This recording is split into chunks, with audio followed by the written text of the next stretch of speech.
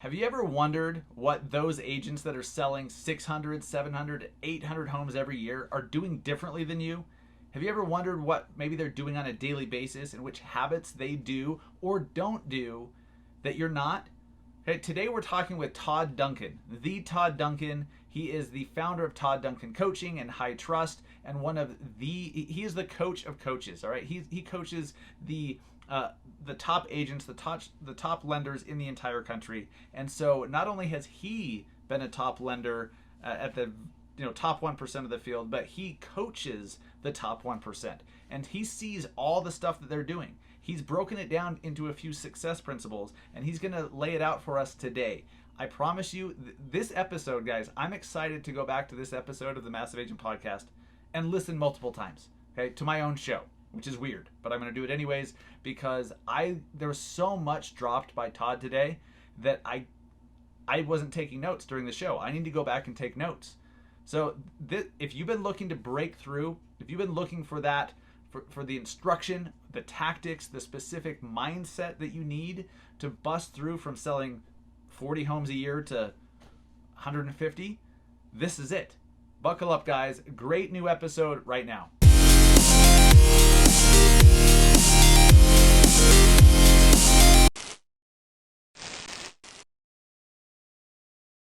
All right, guys, I'm here with the Todd Duncan. Welcome to the Massive Agent Podcast, my friend. How's it going? Hey, awesome, man. Good to be with you, Dustin. Thank you so much for the time today. Absolutely. I'm excited for this. You're somebody that I certainly respect in the industry. You've done a lot. You've helped a lot of people. And I think you just have so much value that you can bring to our audience. And so I'm just grateful you came on the show, and I'm excited for the conversation. Ditto. I feel the same. And always talking with you is productive, and certainly talking about how to help, agents and lenders and all those professionals wanting to be their best win is what I was born for. So it's good to always have these combos. Absolutely. Right. Well, Thank you, Todd. So for anyone that doesn't know you yet, you started as a loan officer, correct? Yep. How long ago was that? I actually graduated with a degree in business and an emphasis in marketing and finance. And my Little League coach happened to own the largest real estate company on the West Coast at that time. It was Tarbell Realty. And I remember going to a 4th of July party in his backyard. And he said, "So now that you're graduated, what do you want to do?" And I said, "I'm really not sure yet." And he said, "Well, I would recommend that you either become a real estate agent or a lender. And, we do both." And Tarbell had a mortgage company. And so that afternoon at my parents and them were great friends. We had a great kind of time together. And I think the following Tuesday I was interviewing at the mortgage company. And the following Monday, I started my career as a loan originator, and, I had 27 real estate offices to call on and about 650 real estate agents, and made some decisions early on what I didn't like about the business, and made some decisions early on what I did like. And what I did like is I liked working with agents that had a vision, that had a dream, that had a goal, and that wanted to do stuff and do something big. And so I figured that piece out. And one of my mentors said, if you're going to work with real estate agents, you need to understand real estate. And I said, okay, so how do I do that? And he said, "Get your broker's license." So I went out and got my broker's license. So at the age of 23, I was a broker and a lender, licensed to do both. And it was just really powerful because I just started studying real estate. And the more I studied real estate, the more value I could add to my real estate agents, and then help with the financing piece. So it was a great journey. In 12 years, my agents and I funded 5,926 real estate transactions. So it was a good run. And Wow. And then I sold the practice to my team. So it's been fun, man. It's just been fun. So that's my background, real estate and lending. And so what made you decide at that point or first off, did you go right into the Todd Duncan we know today and coaching and helping other agents and loan officers, or, what did that look like, once you made the transition? Yeah, so I think early on, one of the guys that I really trusted, he was probably 10 years older than me. He said, "The key to this whole business is don't sell, help."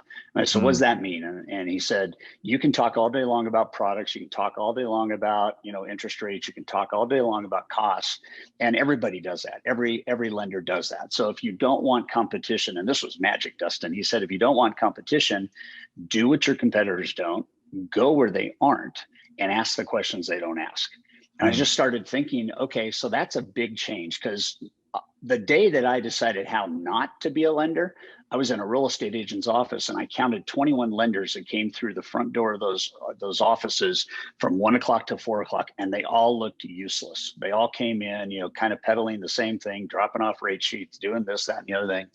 And I watched this guy come through, the number 22 person that came through the front door, came up, had an appointment with a top agent, happened to be number one for Remax in America, disappeared for 45 minutes, had what I now call a high trust conversation, came out 45 minutes later, and they shook hands, and he looked at her and he said, "I look forward to a long and mutually profitable partnership." And that was it, man. It was like, boom, light bulb flips. And I go, okay. And it came down to, I can either pursue transactions and make a living, or I can pursue relationships and make a fortune. And if I pursue relationships, I never have to worry about transactions. So I decided to go for it with top agents, helping them win, helping them generate high convertible leads, in the form of referrals.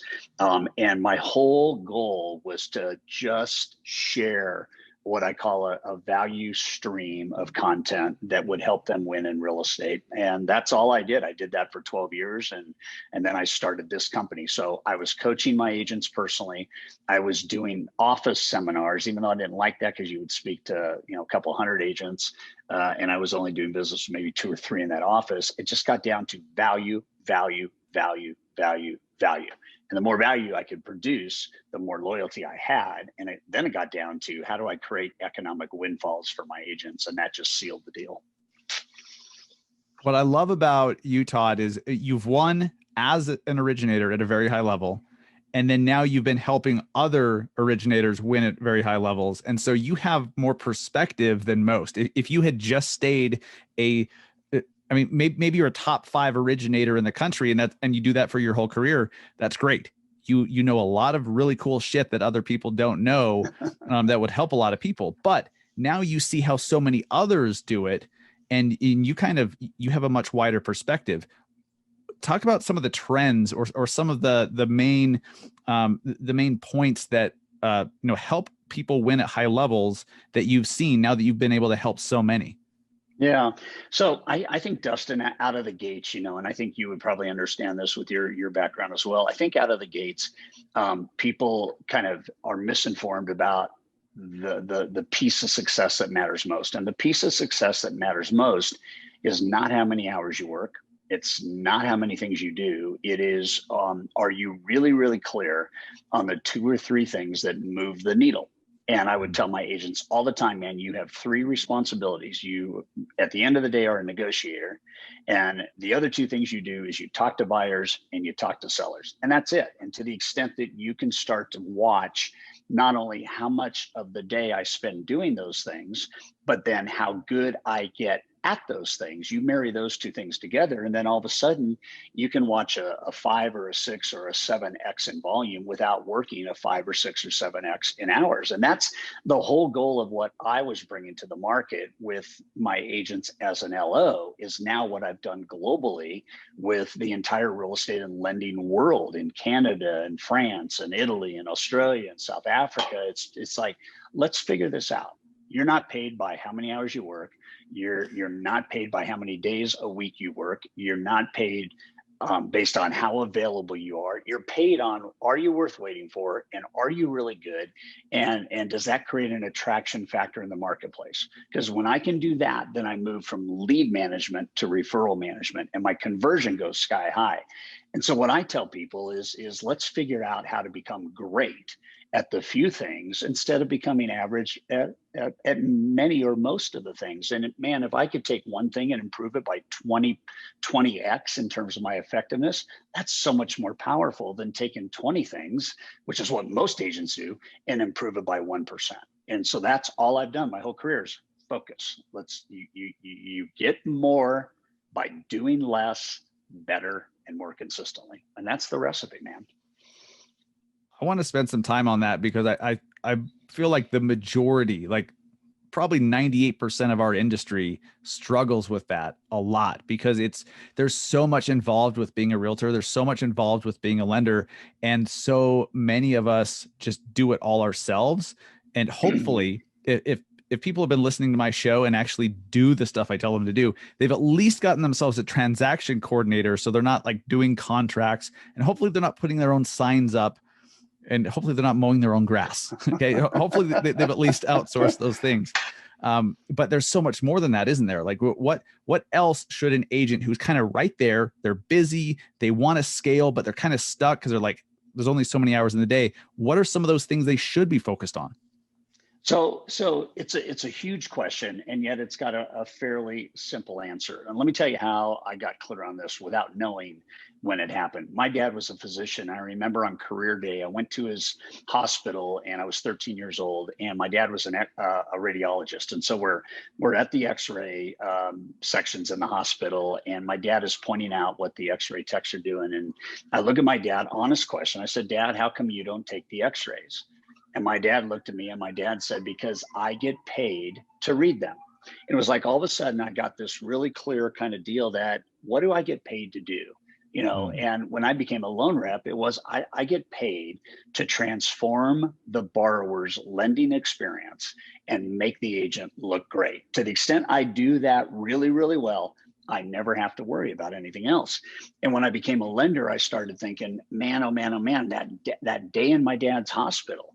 And I started looking at the list of things that I was doing. I'm in my first month or two, and I'm doing everything you can think of, schlepping docs and running to title and, on demand, get off the freeway and go see a real estate agent. And then I finally got clear on what really pays. What really pays me as a lender is the amount of consultations I have with buyers who are going to buy, motivated, and willing to buy at some point in the future, adding value in business planning and business reviews with my agents on a consistent basis, and then managing the consumer journey and customer experience. That's all I really get paid to do. I don't get paid to do email. I don't get paid to print flyers. I don't get paid to design marketing. I don't get paid to hand carry docs. I don't get paid to do any of that. Now I'm doing it, and then I got this principle, and this is the takeaway for everybody. I got this principle called dollarization.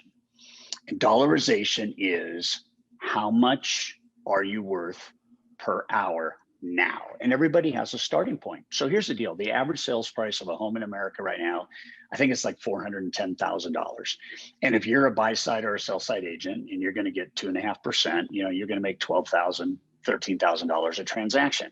So the question is, if you can make $12,000 a transaction and it takes you an hour to negotiate and an hour to work with the buyer and maybe an hour to show some property, you look at that and you go, okay, that's $4,000 an hour.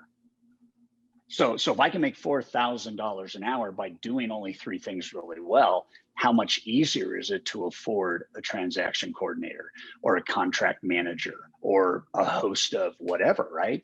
And that was the breakthrough, Dustin, because until you understand, and this is big for anybody in the commission world, until we understand that the exchange rate that matters most is time in and revenue out. That's it. I don't want this to sound desensitive, right?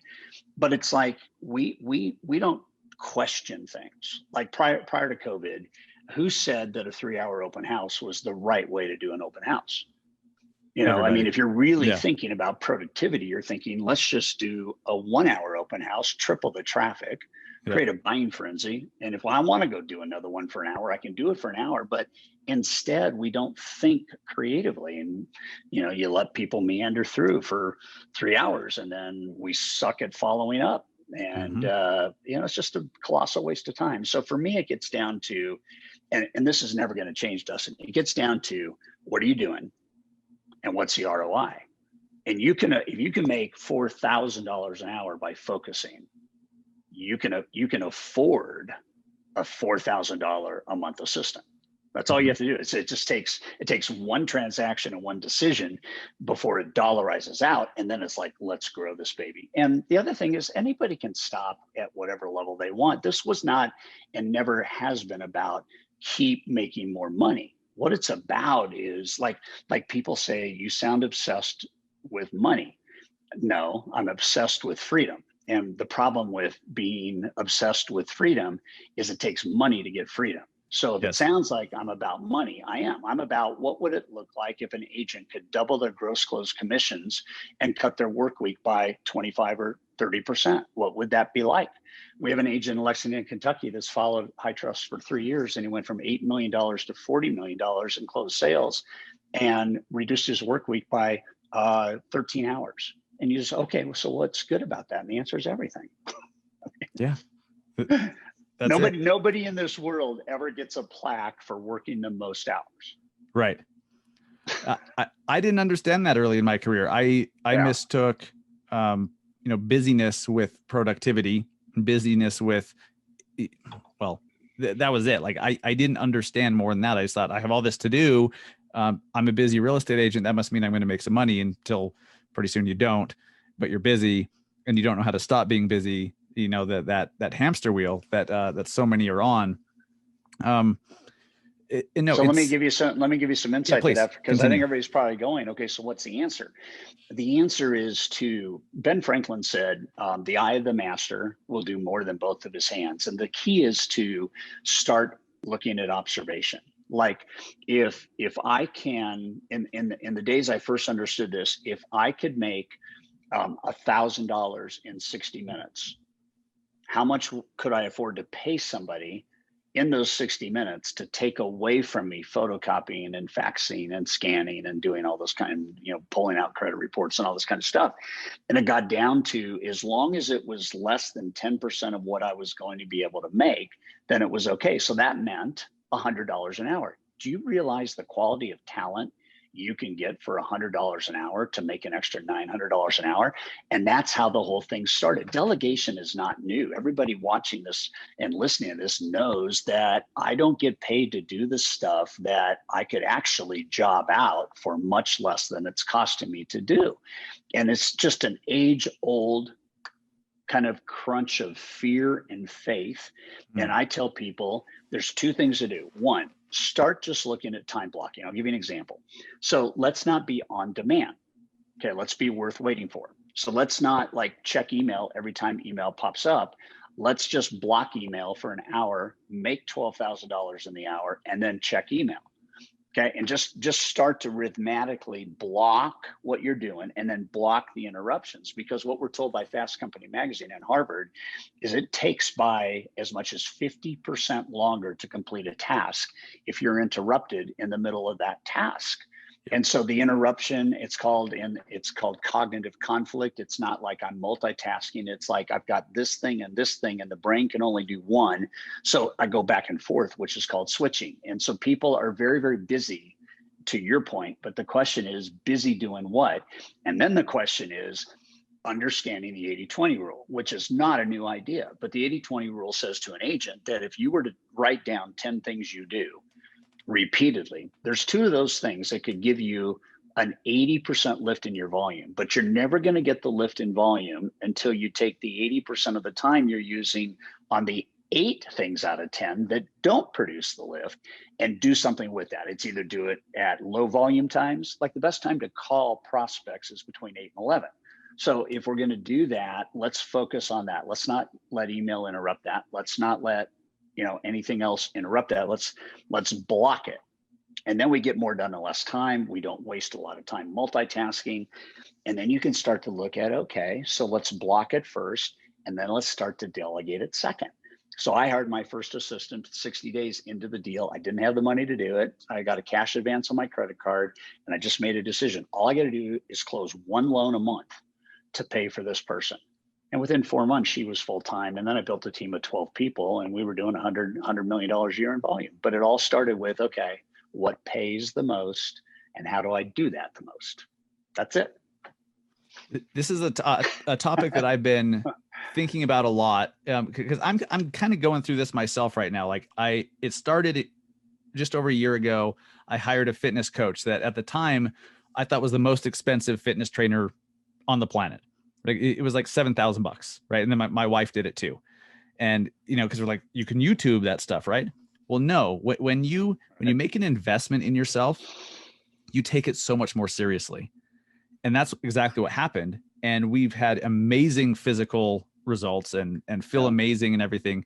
But it got me thinking in a new way. It's like, okay, well, where else am I looking for the cheap option and getting no growth? Where else can I write the big check and get 10x the growth?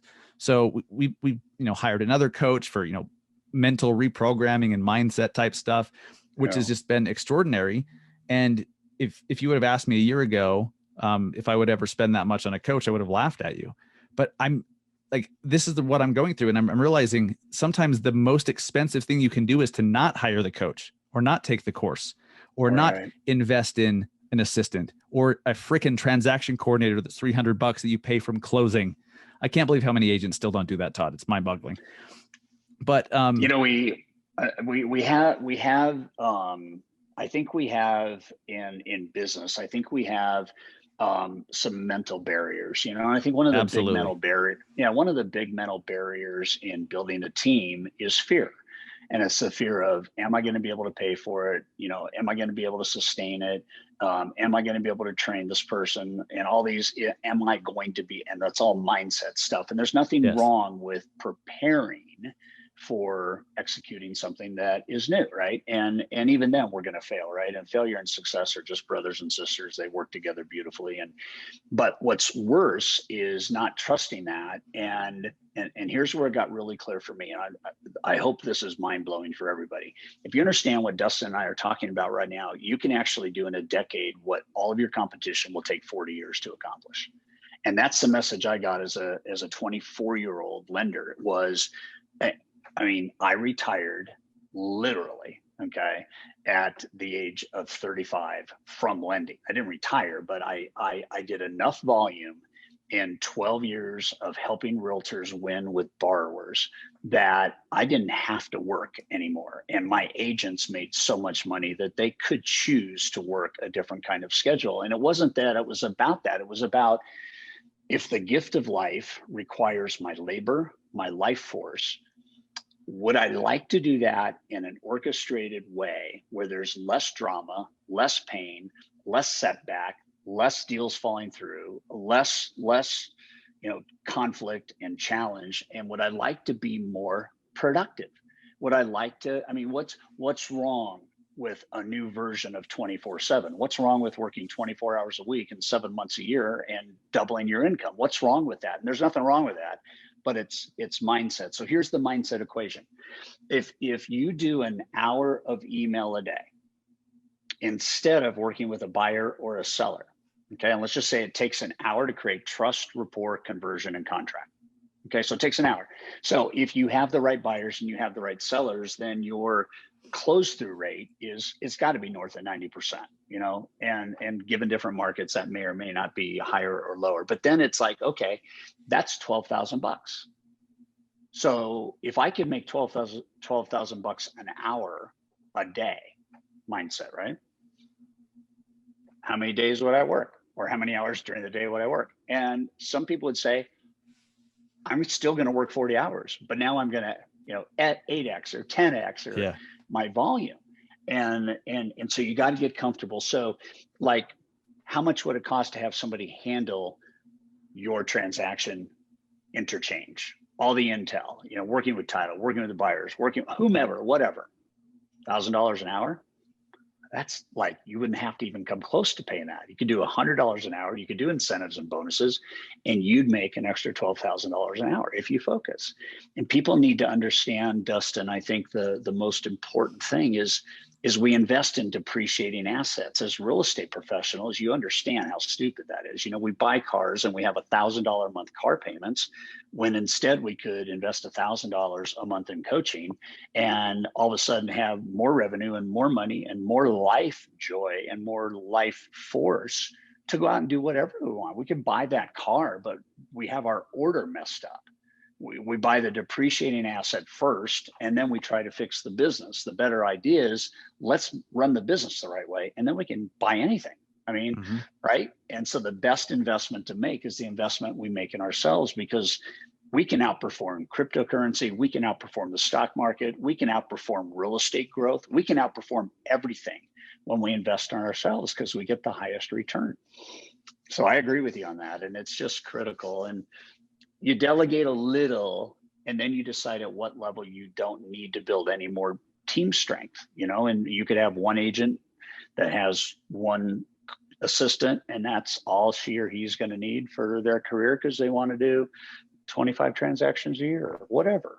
Or you could have somebody that wants to build a really solid real estate business, and they're going to have, 5 transaction coordinators and 10 buyers agents, and but it doesn't matter. It's just delegation. It's delegation and growth and scale. And anybody can stop wherever they want. There's no special juice that says once you get to this, you've arrived. It's all about what you want, and how much you're not getting because you're not following success principles. I'm glad you mentioned that too, because it really drives me nuts how so many people are focused on metrics of success that the industry's given them. How many deals do you do? Well, what if you only want to do one a month or one every couple of months because you're a stay-at-home mom or a stay-at-home dad, and like that's literally all you want? If you do that, you're a success.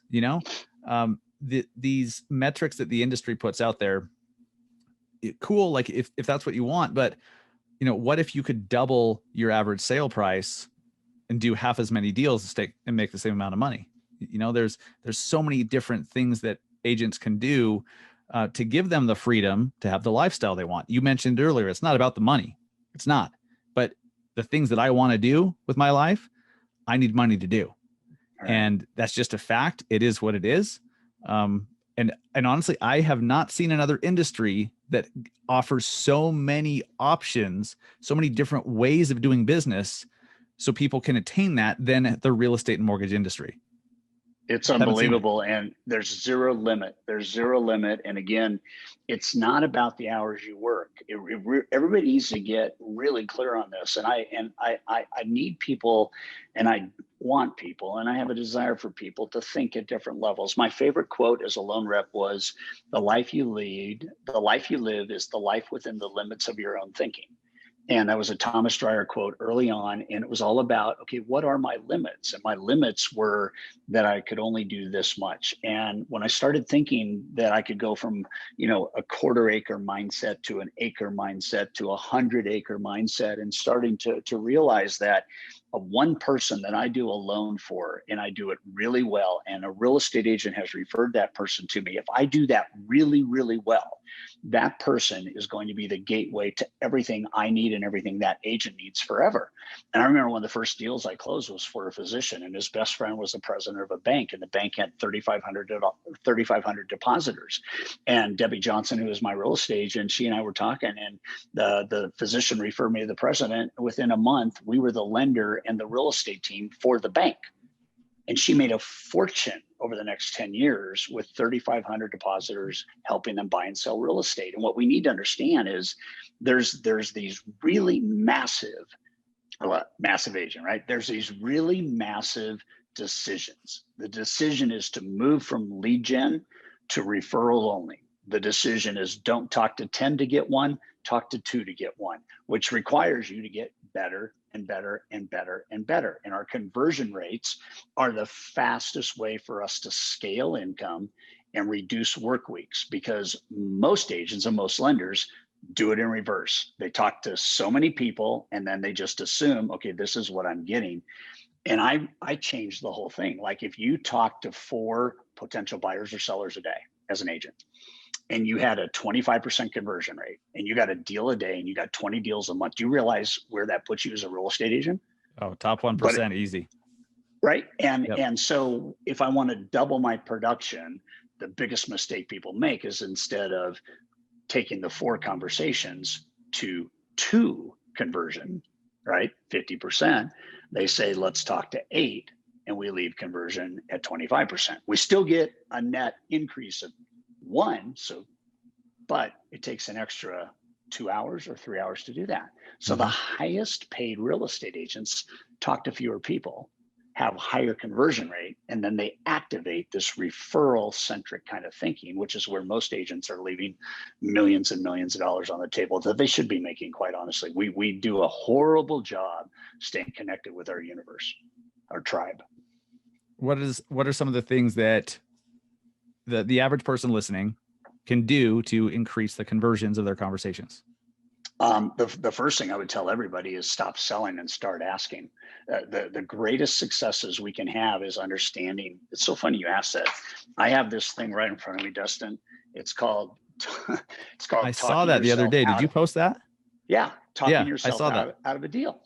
So Amazing. on this particular study that we did, we had word count, and it was like seller word count. So an agent is a seller, right? A lender is a seller, and so what's happening is people talk so much that the prospect doesn't feel heard or listened to. So the longer you talk, the lower your conversion. So what we tell people is ask fewer questions that are more penetrative, more emotional, deeper.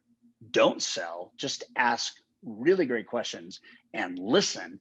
And if you could take 100 words and be really good at 25 of them, what our stats tell us is you would convert 78% of those people to contracts. If you take the 100 words and you use 80 of them, your conversion drops to 17%. Talk less, ask deeper questions, questions that connect at the heart, that help you discover the emotional motivation that people have.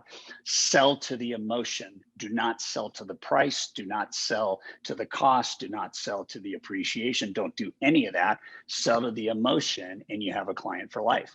It takes less words, has deeper attraction, has higher referability. People won't refer you if they haven't felt connected during the experience, even though they might sell the home or buy the home or both. The best people in the world ask different questions, and they slow down the conversation. It's like,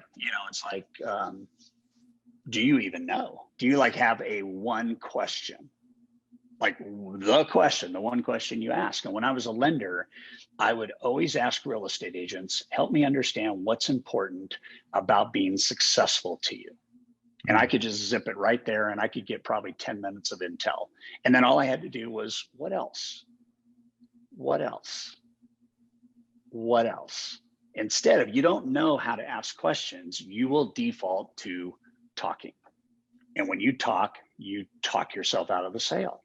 I would ask buyers, help me understand what's important about buying a home to you, not this home. What's important about buying a home to you? What are you trying to do? What are you trying to accomplish? How can I help you get there? That's it, right? And when people feel heard and people feel that you're not selling, they convert. When people feel sold to, they don't convert. When people feel brought in, they do convert. And by the way, depending on how that works out, they either feel comfortable then referring you or they don't. And it's that straightforward. That is pretty straightforward. And, thinking to some of the times I've had a salesman or a sales rep that just really did a great job, they were doing exactly what you said. It was natural. It wasn't a script they were following. They were naturally curious, but they kept wanting to get more information and letting me talk. And people can weird. see when you're trying to sell. They can see it and they can feel it. Yes. Do you have any other examples of some things that agents can say in a listing presentation, or when they meet a buyer for the first time, or during negotiations, in an offer situation? Some great questions. What are some other examples of those? Yeah. So my wife and I, Deb, wrote a book called 5 Stars, and it was how to create high trust in the digital world. And one of the things we talk about is story selling. And so story selling sounds like this. Most agents would blah, blah, blah, blah, blah. How I am different is blah, blah, blah, blah, blah. And so most agents would be happy to show you 10 to 20 homes. How I'm different is I really appreciate your time, and I appreciate the stress of finding the right home. If we could spend a little bit of time right now, I could probably narrow that search down to 5, one of which I think you'd really, really love. Just like that. Do you want to go see 20 homes, or do you want to see 5? Those are the stories. So I'd say for my agents, I really wanted them to understand how I worked with buyers. And so I would say to a buyer, most lenders are happy to quote you an interest rate and send you a good faith estimate. How I'm different is your mortgage needs a strategy. The lowest rate with the wrong strategy can cost you more than a slightly higher rate with a lower strategy. Is it okay if I ask you some questions about what you're trying to accomplish? Boom, and we're done, right? And so it's how you set it up that's super critical. When a potential seller is going to say, I really want to sell it for this. I really think it's worth that. Most agents would be happy to take the listing at that price. My responsibility is to help you accomplish your goals. And if you want to sell the home and you want to move the home, we need a different strategy than if you just want me to list it. Anybody can list your property. The key is, can they sell it? And so what's important to you about selling this property? What are the top things you're trying to accomplish? What's next for you in buying real estate? Tell me more. Tell me more. Tell me more. And you got to get into the relationship mode as fast as possible. Listing agents have a hard time with this because they think it's about their credentials or how far they've come and how long they've been and their number one or this, that, or the other thing. And at the end of the day, sellers don't care about that. They care about, do they feel that you understand them and their goals, and do you feel connected? And so I could start a listing presentation out by saying, most sellers, think that I need to tell them, what their home is going to sell for and how much they're going to be able to earn. And that's all part of it. But before I do any of that, I need to know who you are, why you want to sell, what's important to you about selling, and what you're actually trying to accomplish in real estate. And then let's architect a bigger plan. It's just those kinds of little differentiation points are huge. I don't even want to go, in the old days, I would not even want to put you in a car to go show you property unless I've done a really super deep dive. So I know nobody wins by seeing a whole bunch of houses where you're 30 feet in the front door and the buyer goes, I don't like this. I mean, we just got to, and we have technology today to help us do that. So I think it's all about efficiency, Dustin. And it's about connection. One of the things in Irrefutable, which is this live stream we're doing on July 22nd, is principle number 3. And principle number 3 is emotional connection accelerates trust and deepens relationship. And every real estate agent on the planet needs to understand that if you have a tribe of a couple hundred buyers and sellers that you've done business for, and all you do is love on those people and work them into your network and nurture them, you can make $9 million a year with 200 buyers and sellers that are loyal to you, that will help you find other people that they can bring to your tribe. And it's just like, who would not want that? And I have the math to prove that, and I have agents to validate that it happens. It's like, you don't need 1 million people to make $1 million. You need like 100 that love you, that are going to sell for you all day long. Every buyer and a seller is part of your sales force, actually. Right. Yeah. I was having a conversation the other day with one of my agents, and they were telling me how early on in their career, and I did this too, we focused on, the transaction, but it's not about any one transaction. It's about the lifetime value of a client, and how you unlock that is doing all the stuff you mentioned, having a relationship, asking great questions where you really do give a crap about them. Like, you really do care what they want. So then you can help them get it. And then that's how you unlock that lifetime value of them referring you to their sister-in-law, or them referring you to their, cousin and whoever. That's how it works. And it just, I think it takes people far too long to get to that point in their careers. It took me, well past the halfway point of my career to get it. And I think some of that, Todd, comes from the financial situation that some agents and lenders are in. When we need a closing, we just don't make the best decisions for the clients that we would if we were not thinking about our paycheck at all. We just make better decisions if we're literally only thinking of them, right? That is so huge. I was told early on, a needy salesperson isn't needed. And it was classic. It was just classic. And, the math, and Dustin, I just want to put this out. I want every agent to understand this. If you start to think that all I need is one, and 1 gets me 5, and 5 gets me 25, and 25 gets me 125, and 125 gets me 650.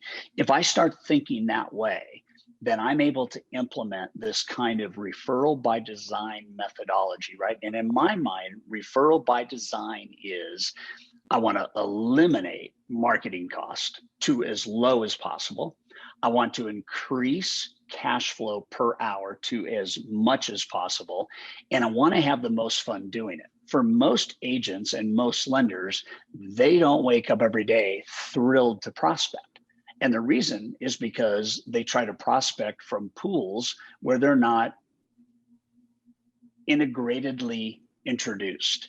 Right. Instead, I say, why don't you understand that a person that is going to sell or buy or both, if you really do this right, they're going to love you forever.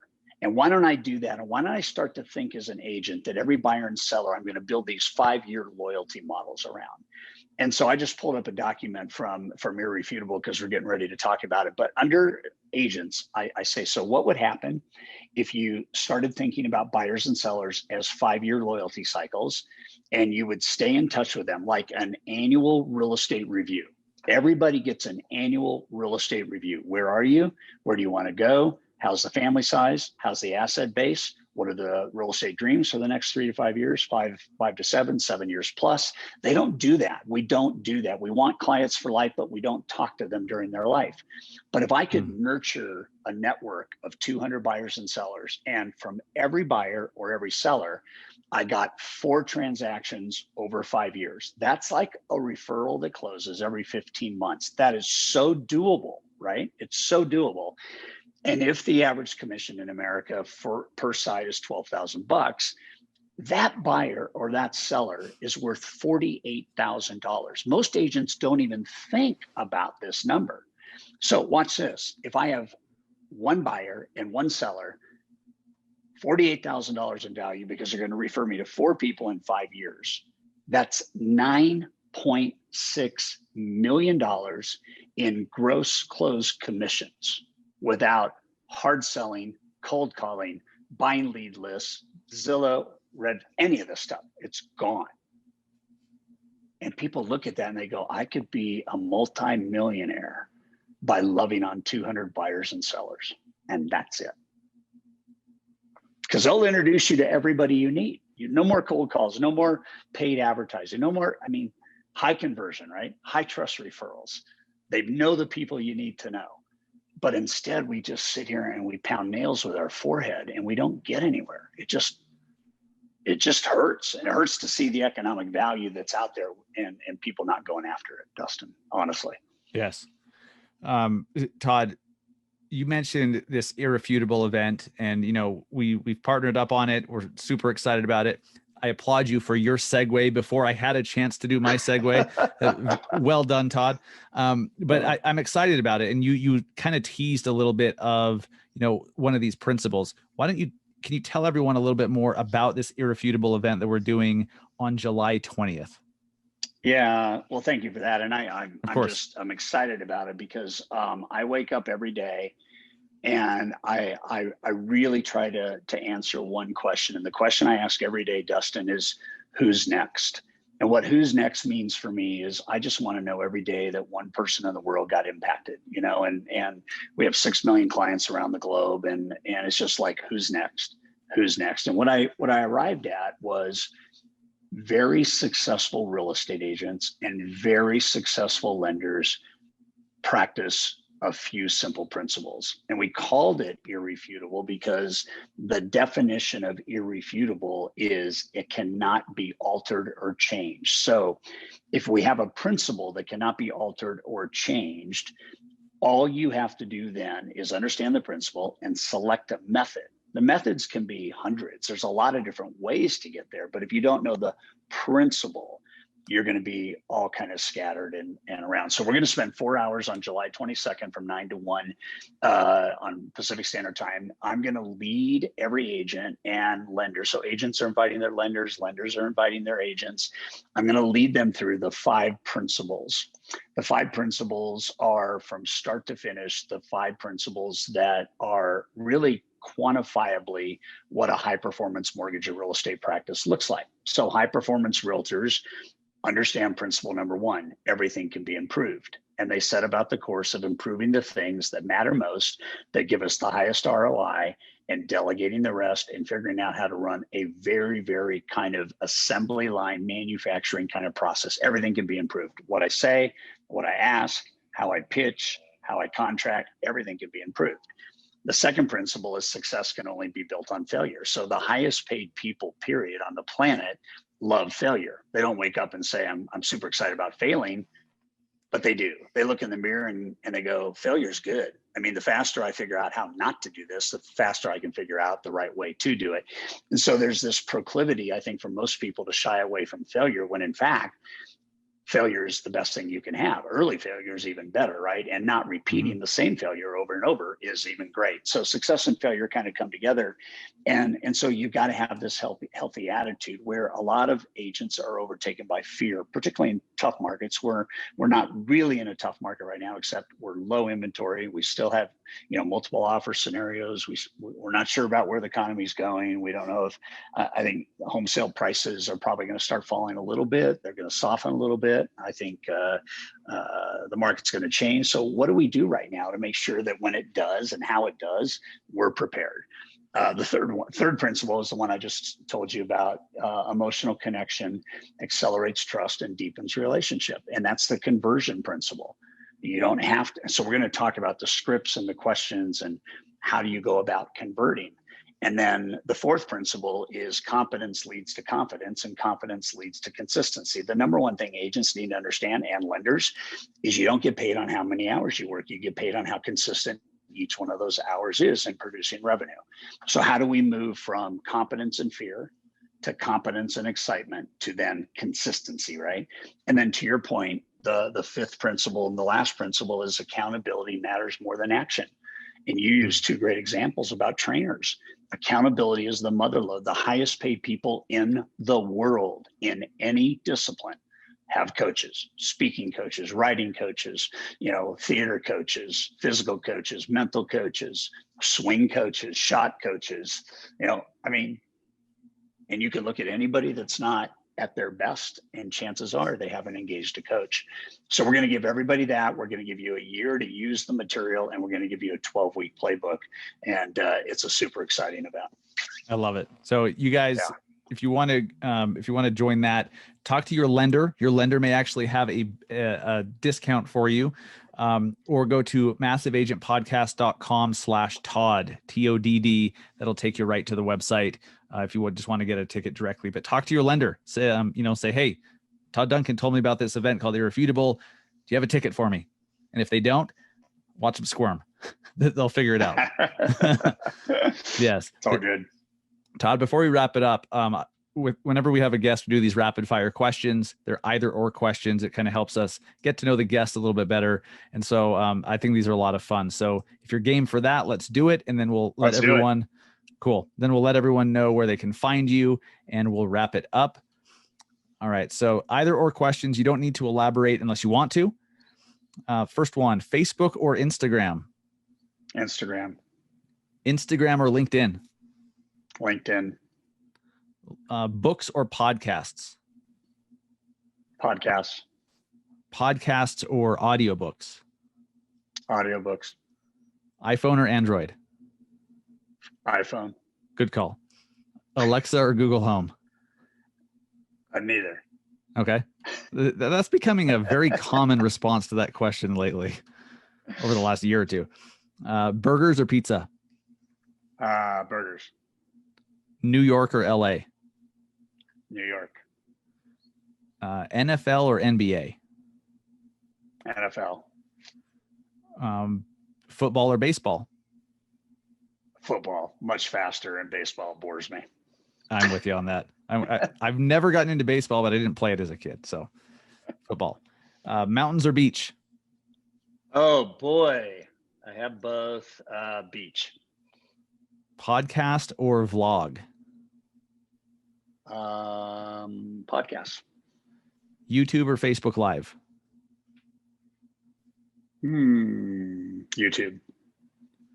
Rich Dad, Poor Dad, or Millionaire Real Estate Agent? Oh man. I think Millionaire Real Estate Agent is a solid book, but I think it's built on Rich Dad Poor Dad. Ooh, that's a great take, actually, Todd. I like that. Right. Uber or Lyft? Helicopter, jet. Let's see. Yes. Yeah, I don't know. Private limo. There. I love it. Such a great answer, Todd. Gary V or Grant Cardone? Let's see. I know them both. Grant and I are neighbors. Yeah. I like Grant's content. I like Gary V's passion. I think they both are worth listening to. That is a great answer. And then what is the most impactful book you've ever read or listened to? This is a laydown. The best book I ever read was the book my grandmother gave me when I was 16. It was entitled Success Through a Positive Mental Attitude. It's written by Napoleon Hill and W. Clement Stone. And my big takeaway, and I'm going to give this to everybody right now, my big takeaway, there's a quote in that book that said, and I quote, "There's very little difference between successful people and unsuccessful people, but the little difference makes the big difference. The little difference is attitude. The big difference is whether it's positive or not." And I have decided early on that positivity wins the day as long as it's closely followed by skill. Because you can be really positive and not know what you're doing. I can be really positive, I know how to fly a plane, but if I don't know how to fly a plane, it's not going to work out real well. But positivity, Dustin, I got to tell you right now, the world is full of negativity and people don't need to hang around any negativity. You've got to seize the day, and positivity just rules the future. If you can see the glass is half full instead of half empty, even though the circumstances might be the same, you're going to win. And I read a book called Learned Optimism a long time ago too, on the book issue, written by Martin Seligman. And he said positive people outperform negative people in selling 2 to 1. I believe that. Super straightforward. I would have thought it'd be more than 2 to 1. I don't know. Yeah. Todd, thank you so much. So much gold today. So many great nuggets dropped. I can't thank you enough for coming on the show, and I'm super excited for the Irrefutable event here in a couple weeks. So make sure you guys go to massiveagentpodcast.com/Todd or talk to your lender, and hold their feet to the fire. They can get you a discount, a 50% off discount if you get it from your lender. So Todd, thanks so much, my friend. Awesome, Dustin. Thank you so much. Good talking to you, and be blessed. You as well.